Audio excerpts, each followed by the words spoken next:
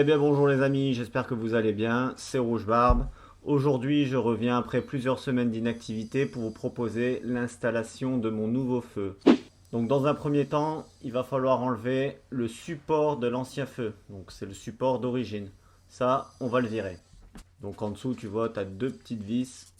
Tu les dévisses tranquillement et tu mets bien de côté surtout. Tu dévisses les deux vis et tu l'enlèves. Ensuite, on va retirer les freins. Donc, tu as deux vis à enlever de chaque côté, puisque tu as deux étriers de frein. Sur le côté droit, tu as la petite vis de l'ABS. Voilà, tu fais attention de ne pas abîmer ta jante. Tu fais pareil de l'autre côté. Donc là, aujourd'hui, je te fais un petit tuto en voix off. Tu me diras la qualité du son, ce que tu en penses. Je sais pas si tu l'entends sur la vidéo, mais il y a des travaux devant chez moi. Donc du coup, c'était pas possible de le faire en direct. Ensuite, on passe au démontage du garde-boue. Il faut savoir aussi que tu vas devoir avoir besoin de deux béquilles. Une pour lever l'arrière et une pour lever l'avant. Donc la béquille pour soulever l'avant, c'est une béquille sous T de fourche. À moins que tu disposes d'un pont ou je ne sais pas quel autre accessoire. Il va falloir enlever la roue et faire tomber les tubes de fourche. Voilà, donc tu vois, ça c'est la béquille sous T. Tu dévisses la vis centrale. Donc tu vois, je me suis servi d'une tige filetée pour la virer. Voilà, là c'est mon cric. Je le mets là juste pour sécuriser au cas où. Ensuite, on va faire glisser un peu les tubes de fourche vers le bas. Donc tu as trois vis à dévisser, tu vois. Et ça descend tout seul. Tu vois, si tu mets les deux petits tubes que tu reçois, et ben ça tient pas. Donc il faut mettre en fait un petit profil en caoutchouc. Donc tu vois, là je suis en train de faire le contour. Je vois c'est quoi la longueur, je coupe. J'en découpe 4. Et je les installe directement sur les deux. Un en haut, un en bas. Je le remets sur la moto. Pas sans mal. En réalité, c'est pas très compliqué hein, cette étape-là. Ça fait un peu peur, mais c'est assez facile. J'en profite pour donner un petit coup de nettoyage. Et tu resserres le tout. Et bien sûr, après, tu fais la même chose de l'autre côté. Donc quand tu l'as fait d'un côté, tu verras le deuxième, tu vas aller beaucoup plus vite. Maintenant que les tubes sont installés, tu peux remonter la roue avec les freins. T'oublies pas d'enlever le cric. Hein. Je dis ça comme ça. Je resserre bien la vis. Je voudrais pas que ma roue s'en aille. Et tu remets les freins. Donc là ici, tu es obligé d'enlever cette petite pièce. Sinon tu vas être embêté pour installer le feu. Donc moi j'ai décidé de le disquer. Si toi tu veux essayer de démonter tout le truc, tu peux. Mais le plus simple c'est de le couper. Je m'attaque à la fixation de mes nouveaux clignotants. Étant donné que j'en ai plus dans le feu. Donc là pareil, je les ai achetés aussi chez Absolute Motorcraft. N'hésite pas, moins 5% avec le code rougebarbe. Surtout, quand tu serres en dessous des poignées, tu ne serres pas trop fort. J'ai déjà eu le coup où la poignée restait bloquée. Parce qu'en fait, le concessionnaire me l'avait serré trop fort. Donc voilà le rendu.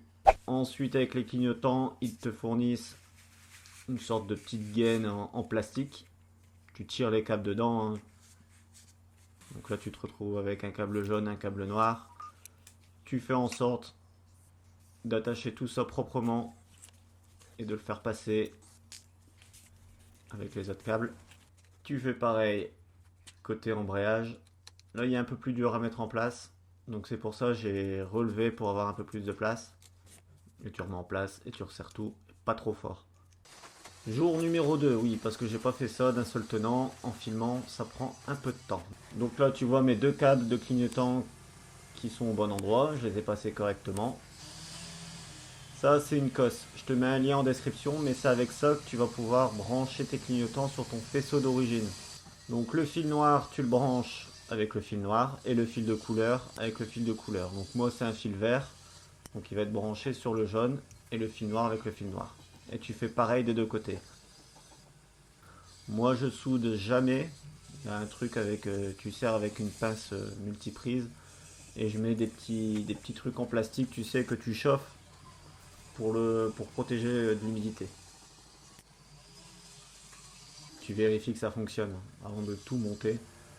Vérifie toujours que les branchements soient fonctionnels.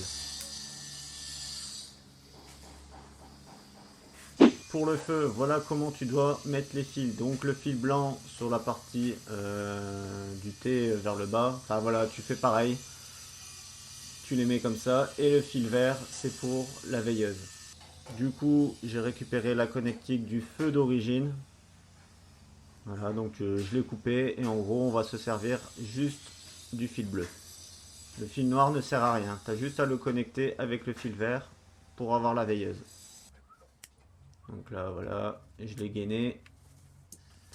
Et maintenant, tu n'as plus qu'à brancher sur ton câblage d'origine.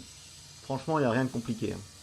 Là, ici, je te conseille de mettre les deux vis avec le caoutchouc des deux côtés. Et ensuite, tu viens glisser ton phare par en dessous.